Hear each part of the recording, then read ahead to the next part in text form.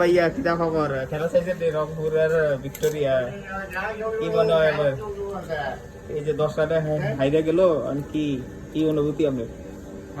এরা তো এমন দেশের নাম এটি দেশে তাইতে বদনামি করে, মানে সারিমির দিকে বদনাম করে লাইছে, সরাই লাইছে, ঠিক আছে নি? বিদেশে তারা ক্লাবে তো গেছে, বিদেশ খেলবে রংপুরের তো হিয়ানে যাই বাল্টা পালাই দিছে, বাল্টা পালাই দিয়ে অন্য মান সম্মান সারিমি হানি হানি করিল। আগে তো যা দেশের মধ্যে আবদ্ধ ছিল, এখন দেশের বাইরে না? এমন না কিতা কইতাম আমি ভাই, এগুলা কইতে এরই কোনো কথা? মানে আগে তো দেশের গন্ডির ভিতরে মানে যা করছে, এবার হুন্দাই গেছে এনাতে কি ওয়েস্ট ইন্ডিজ খেলবে হিয়ানে ব্যাকগ্রাউন্ড মারি দেয়। মানে এর আগের ম্যাচও দেখছেন কিভাবে জিতা ম্যাচ, বলার রান আমি এই ম্যাচও সেম অবস্থা ছিল। এগুনেরে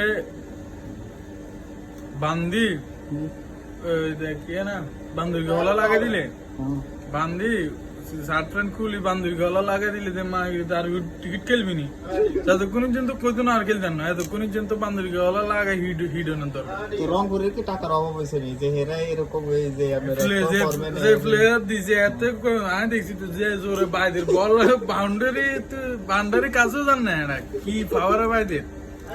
ও আমার কথা হলো যে তোরা যে দেশের নাম এটা বদনাম করো রে এইভাবে, তোরা কইলে প্রবাস থেকে বাংলাদেশের মানুষ যদি 2 টিয়া করিয়ে দেয় 32-40 কোটি নিয়ে হয়েছে।